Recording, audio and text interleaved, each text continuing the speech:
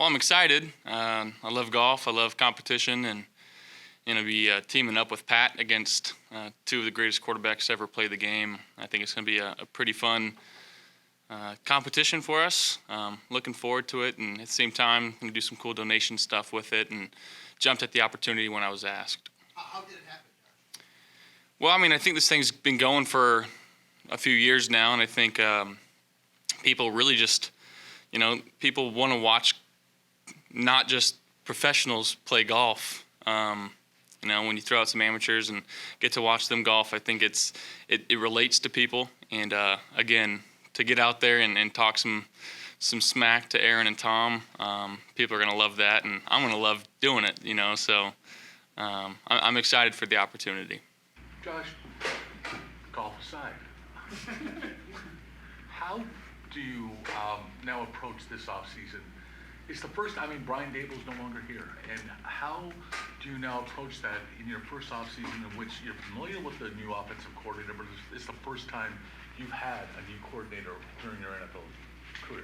Yeah, I think the big takeaway that I've gotten already is just asking as many questions as possible during these meetings that we're having now.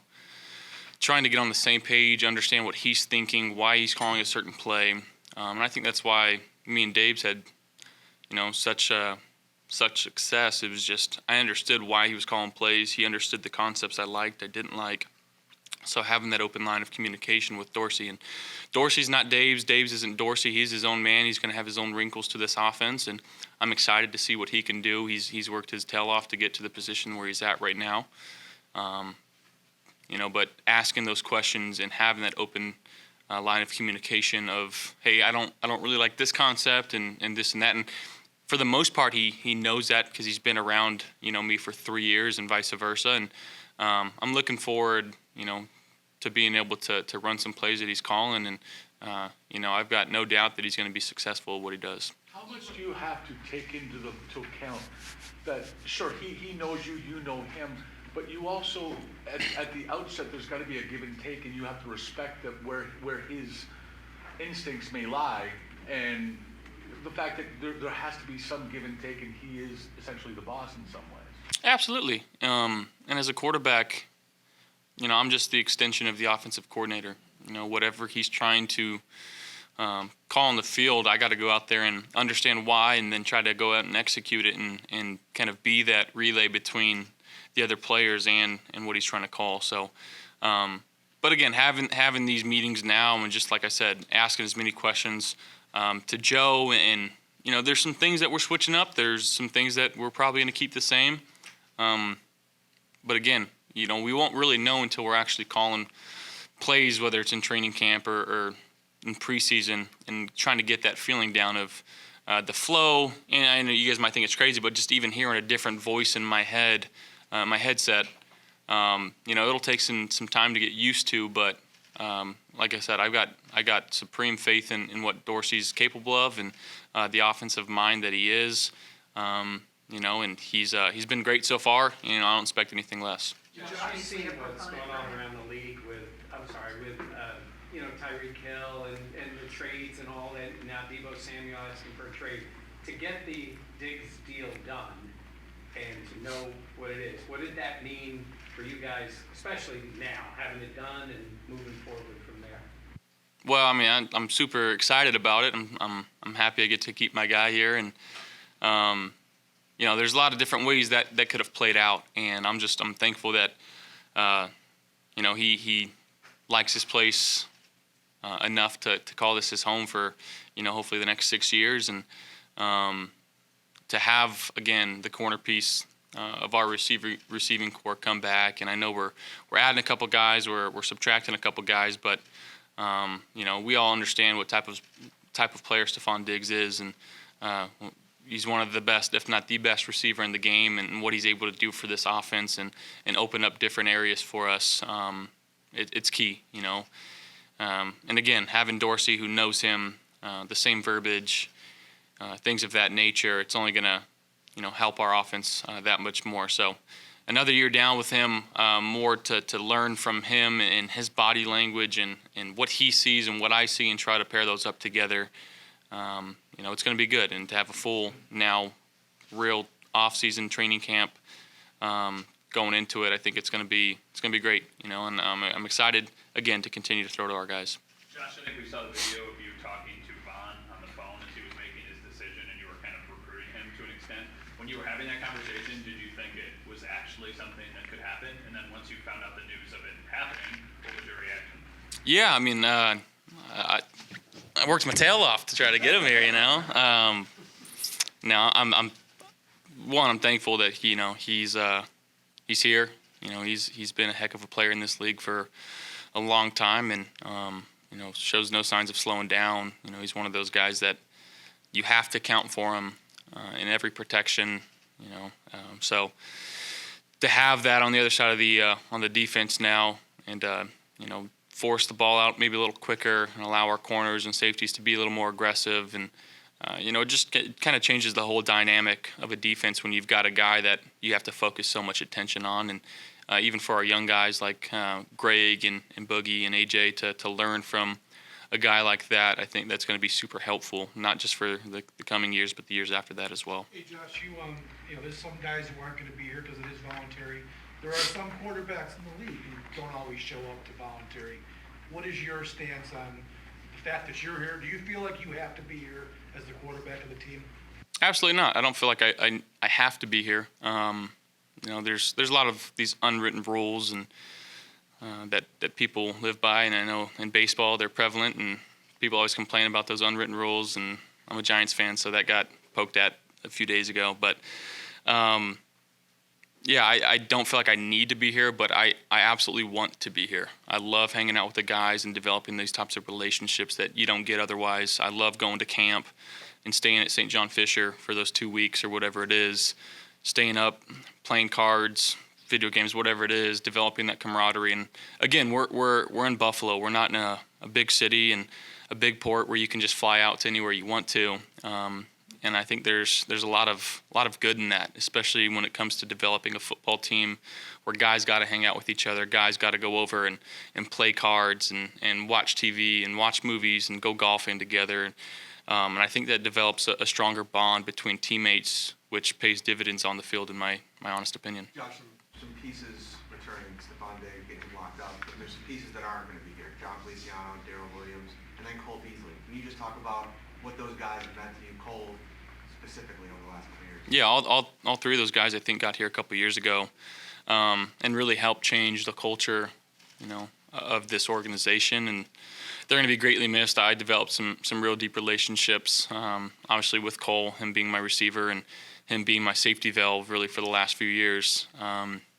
So that's going to be, again, you can't really replace something like that. You'll find new ways to help support that. But I freaking love those guys, and it's sad to see them go. And I'm going into year 5 now, which has flown by, and it's starting to become, I'm starting to see the business side of this league, and it's not fun to see guys turn over and play on different teams, but at the same time, that's the nature of the beast that we play in, and to understand that and just kind of roll with the punches and focus on what we can control. Headed into year 5, what do you think that you have to do to take your game to that next level, and what do you think is the biggest question mark surrounding this team right now?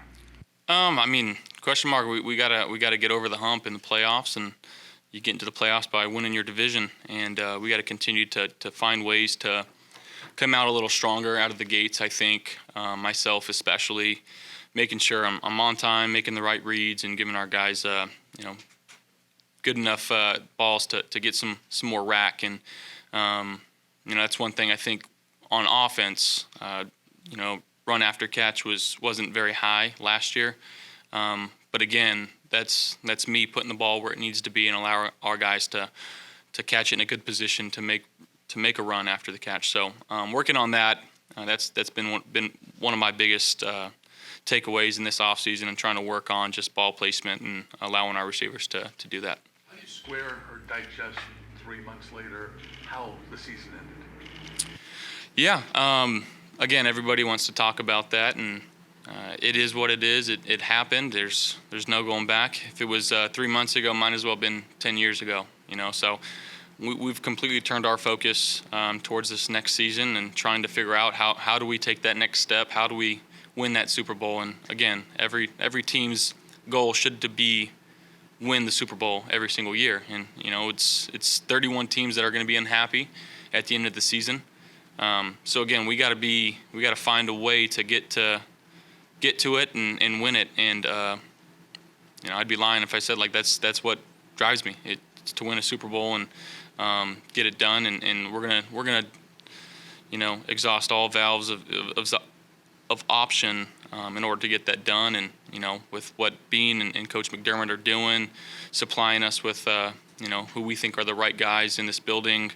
The training staff, the weight room, everything plays into it. So that's why you see so many guys here right now putting in that work to accomplish the goal that we want to accomplish. What are your favorite first impressions of working with Joe Brady? I've loved it.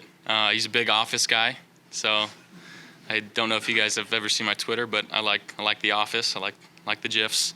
But he's very relatable. He's very energetic in our meetings, and we've only had 2 meetings, but just the vibe that he gives off is really cool. And he's been around a lot of different types of offensive minds, and he's one of those guys too that just I don't know how long he's going to be here as a quarterback coach, because I'm sure he's going to have opportunities to be an offensive coordinator again. I know he was with Carolina last year, but just the things that he's able to talk about and the things that he sees, it's very impressive, especially from a guy that's so young. And I'm glad we have him. Did you work with Jordan Palmer again this offseason? Yeah, I did. I worked with him a little bit. Not so much just throwing, but hanging out and just talking through some things. And he's always a great friend of mine, a great teacher, a mentor, whatever you want to call it. He's just like a big brother to me. So I got to spend some time with him this offseason, and probably not as much as I would like to. We were bouncing around quite a bit this offseason, but now we're here. We're locking in. What areas did you focus your training on this offseason? Like I said, ball placement, allowing our receivers to catch and run. That's an area of improvement that I've got a direct hand in. So I got to be better in that. And again, towards the end of the year last year, I felt comfortable in what we were doing. But again, just trying to find out how we can get to that level of comfortness, or I don't even know how to say the word. But how do we find that level of comfortness earlier in the season and start out the gates hot? So that's something we'll be continuing to look at. Have you talked to Pat since the match announcement through all this process? And how has your guys' relationship evolved over the years, especially with the battles that you've had in the playoffs? Yeah, we've texted a little bit, and we're excited. Gotta take the graybeards down. But I think he's playing. He told me he was playing the same course like the week or 2 before, so he's got to give me the layout. And we're not doing this just to do it. We want to win. He's as competitive as I am, as well as the other 2 are. So it'll be fun. Hopefully, it makes for some good content while people are watching. But we want to win. When you have new coaches and teammates coming in, how do you do you reach out to like for Joe? Do you reach out to Sam and see what his experience was like working with him in Carolina? Like, how do you get to know the people you're going to be working with? Yeah, and I actually I live near and around Sam and Kyle, but I spent a lot of time with him, as I do every offseason. And he had just great things to say, not only about him, but bringing in a couple of different guys. Jameson Crowder, for one, he was with him in New York and just had nothing but great things to say. So when you have, like I said, this is year 5 now, and you're starting to get some overlap and guys that have played with teammates and friends and this and that. And we're super excited, again, to have the additions that we have because they're right cultural fits for this organization, and they're heck of players on the field and coaches in the staff. So it'll be fun to try to mix this and get things rolling, and that's why we're here right now, trying to get all this camaraderie up and learn about people and develop those relationships. Josh, going back to Dable's departure, the fact that you had 4 years with him, do you think the 4 years maybe makes you more, I don't know, comfortable or ready or prepared that you had those 4 years to knowing that he was going to go at some point, likely, do you think it's a better, you're more comfortable or more confident in yourself in having had those 4 years where you are now than, say, if he had been hired a year ago? I think so. Again, he's been around the block. You know, he's been under a lot of different coaches, and he's been in this league for a long time. So the knowledge that he was able to pass on, and just different concepts that he would show, tidbits of information of not just football, but how to handle being in certain situations around certain people, and stuff that, you know, you can't learn unless you've been in those situations. So for him to kind of give that to me, it's been awesome. And again, every coach that I'll have throughout my career will have these same thing, tidbits of information, but from it to come from him and being around some of the great minds of football like Coach Saban and Coach Belichick, you know, means a lot because it's some of the best to ever do it, like I said. So to take that and try to apply it to my game and to what we're doing here, it was extremely helpful. But again, the same verbiage that we're using is a huge piece, and especially for me, just so I'm not learning a digit system or thinking trips right is one thing when it's actually something different in someone else's offense. So I'm thankful that Dorsey's keeping the same verbiage and terminology. And again, there's going to be a lot of different things we do. There's going to be probably a lot of the same things that we do. But ultimately, it's just trying to find the right ways to get it into our playmakers' hands and allow them to be as successful as they can be. Josh, have you gotten to know any of this year's quarterback class? Do any of them work with Jordan with you? Desmond Ritter. Yeah, there's a couple guys, Carson Strong, Jerry Garantano, Jarrett, and he's got a good group out there. But Desmond, he's a good dude. I don't know how the quarterback draft is going to fall. I really haven't been paying that much of attention to it, but I'll give my spiel on him. He can spin it with the best of them. He's big. He can move. Not only that, he's a great person. Yeah, I won't go too far into that. Since you were drafted, Yeah. it's crazy to think about that, right? Like those guys, whether it's him specifically, what would you give advice to these guys coming out this year after knowing what it was like for you? I mean, it flies by. Like I said, it's year 5 for me now. This is crazy. I remember sitting up here, you know, the day after the draft and talking to some of you here. It flies by. You know, you're going to take your lumps. It's like I said, bowl games are different than playoff games. You know, there's so many different bowl games now. You win your last game and you're feeling good. Here, only one team wins their last game.